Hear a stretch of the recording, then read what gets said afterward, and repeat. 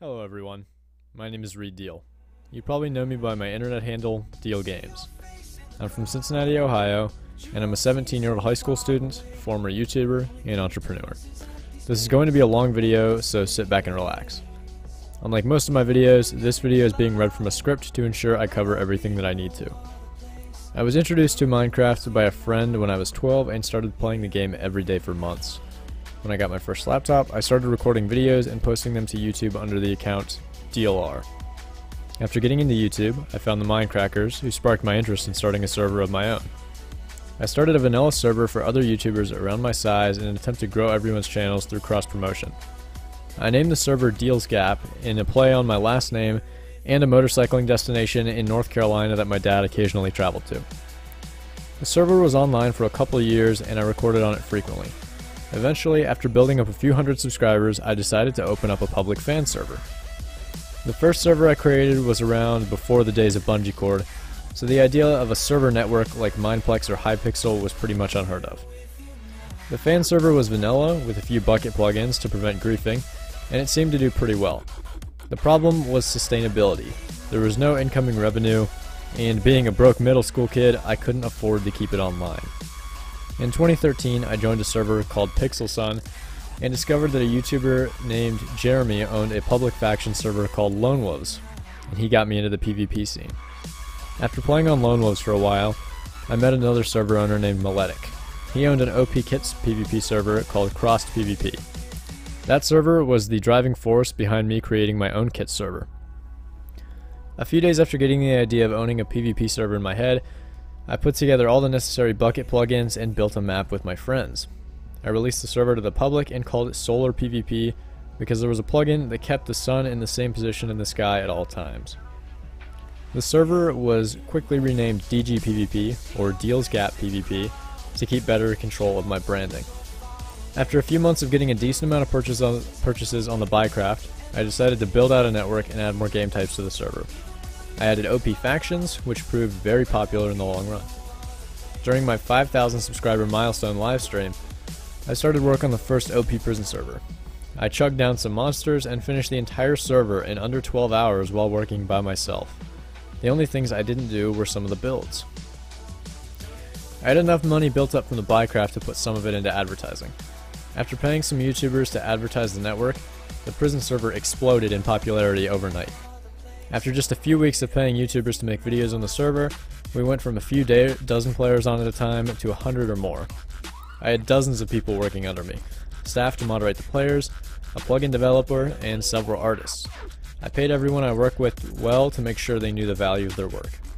The revenue coming in was more money than I'd ever experienced in my life. I didn't know what to do. I incorporated my company in the state of Ohio as dgpvp LLC on advice from my dad. I spent money in places I shouldn't have. I bought lots of computer equipment for myself, along with other things that I felt I'd earned for all my hard work. I spent thousands on advertising deals with large YouTubers that didn't even make any sense. I knew I was getting the short end of the stick, but I did it anyway. Why? Because I could, and I was new to having that much liquid money. I frequently donated hundreds of dollars to SethBling on his live streams to advertise the server address. I sent him a message asking if he'd be willing to do a sponsored stream on our new UHC game mode for $5,000. He agreed, and in August of 2013, he played a UHC game with a bunch of the DGPVP staff, including myself. I'm one of the very few people out there who can say they've killed SethBling in a UHC match. During the stream, server traffic exploded. For a few brief hours, DGPVP was the fourth most popular server in the world, just behind Mineplex, Hypixel, and the Hive. The player count was bouncing around 1,500, split between two bungee cord servers. That stream happened right around the time Mojang were shooting themselves in the foot by turning against server owners. The community was suddenly up in arms about the eula and how server owners were ruining the game. What those people don't realize is that the best servers make tons of revenue. Servers like Mineplex, where people spend thousands of dollars a day, were the servers where everyone played. Those servers were what made the game great. Mojang wasn't doing anything to help the game. They were releasing updates every few months that contained no interesting content, added bugs, and only held the community's interest for a few days. all the best servers were making huge profits. The thing the community didn't understand was that if server owners weren't compensated for their hard work, there wouldn't be any good servers. Hypixel would never have started his network without the potential to earn money from such a massive undertaking. It was a job to him, just like it was for me. I spent hundreds of hours working on dgpvp. It was the biggest thing I'd ever accomplished in my life. I couldn't understand why Mojang was now targeting me and other server owners for creating products that people enjoyed. After the Bling stream, things got even worse. It seemed like the entire community had turned against me. I was suddenly the bad guy because people didn't like me selling expensive or pay-to-win ranks. dgpvp was never pay-to-win. Anyone could succeed. Progress was definitely slower for players who never paid a dime, but they could definitely be among the highest tier players on the server.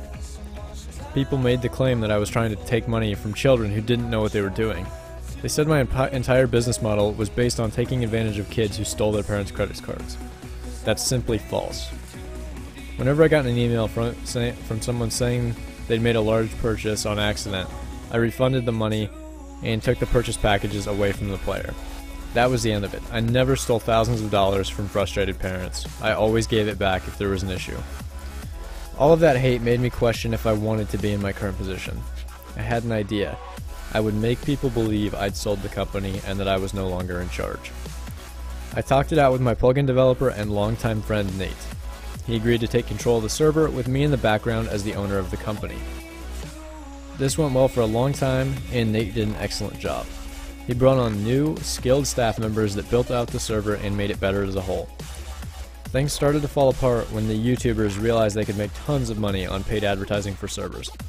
The price of a YouTuber with just 30,000 subscribers went from around $20 a video to triple that. This meant that advertising with YouTubers was no longer viable. They weren't worth it. As our existing player base grew tired of dgpvp and decided to leave, player counts got lower and lower each day because we didn't have new people coming in from advertisers. While I still hold that Nate did a great job managing the server and staff, we lacked good communication. Being high schoolers, we had busy lives outside of the internet, and it was sometimes hard to tell each other what we needed done. Nate made deals with staff that I wasn't aware of, and promised people things that I couldn't deliver on. I didn't know these deals existed, or if I would have ever made them myself. The staff started to slow down on their work or quit because they weren't being compensated for their work. I don't blame them. Just a few weeks ago, Nate told me that he was going to be taking another position outside of dgpvp and would be leaving as the server's owner. At that point, I took control as owner again and started getting dozens of messages from staff members about payment. I didn't even know Nate had deals with a lot of these people. That was never communicated to me. There were lots of aspects of the server that I had no idea how to manage, like the forums. I don't intend to pay those people. I didn't know I was responsible for their payment, and the money isn't there to pay them.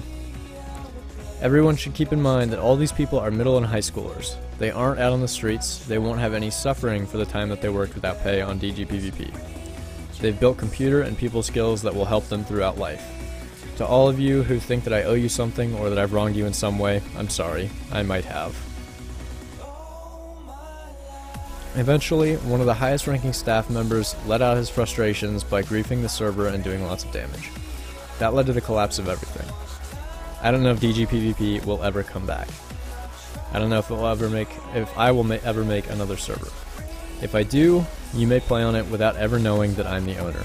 I prefer to keep myself out of the public eye if possible. I don't know that I'll ever resume making YouTube videos again.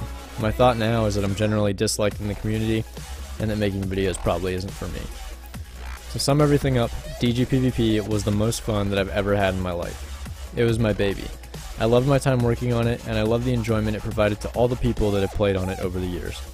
It's the single thing that I've put the most work in my life. It was more than a game, it was a lifestyle.